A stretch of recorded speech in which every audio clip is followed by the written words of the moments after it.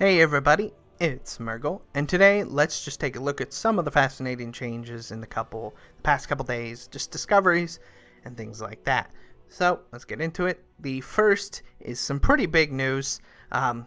Again, this is probably on level with the controversy of forced personal loot, but the biggest news right now is DPS cooldowns are now being changed in Battle for Azeroth as well.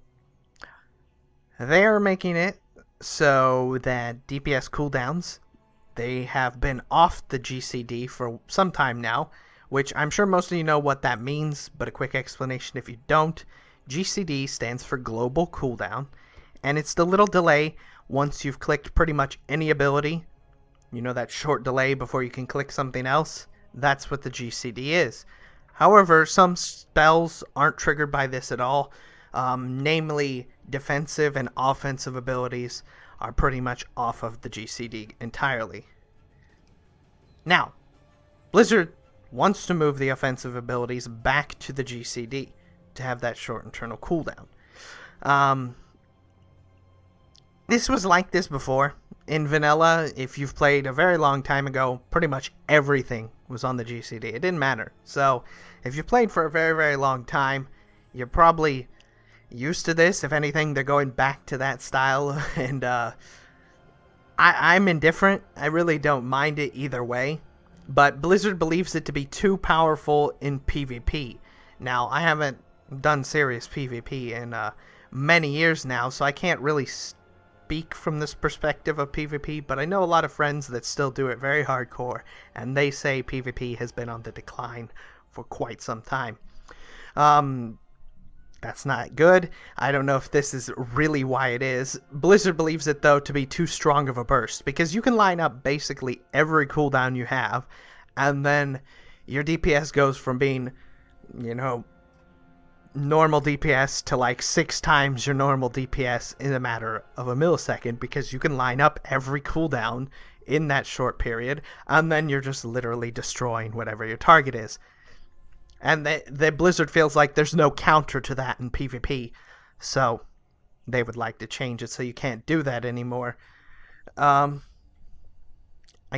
I'm indifferent, but this will affect PvE too, and I don't really like the impact it will have on PvE, because it kind of reduces the skill cap of certain specs, classes, and abilities, things like that.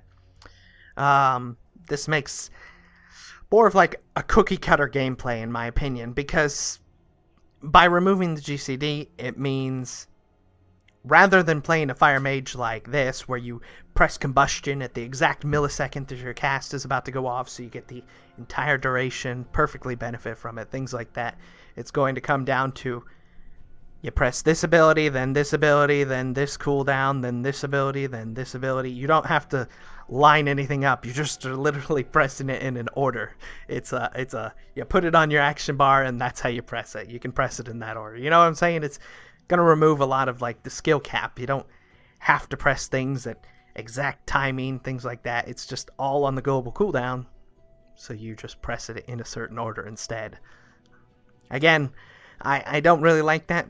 I think you should be able to play better if you can, right? And give yourself some kind of like challenge to playing slightly better. Oh, if I press this just this time, I bet I could push out maybe 100 more DPS, even if it's not a huge amount. It will be a huge amount come, Battle for Azeroth. 100 DPS is probably a big amount because you're only hitting such small numbers. But anyways, let me know what you think. It's pretty controversial. Like I said, it's probably on par with the controversy of forced personal loot, but I'm excited to see what happens nonetheless. And some positive news, though. It looks like Blizzard is giving some new customizations to the Blood Elves in the form of golden eyes. It's pretty nice to see Blizzard potentially adding updates to older races. Despite what Ian said, they didn't have any plans to do this at all in the near future. It looks like they are.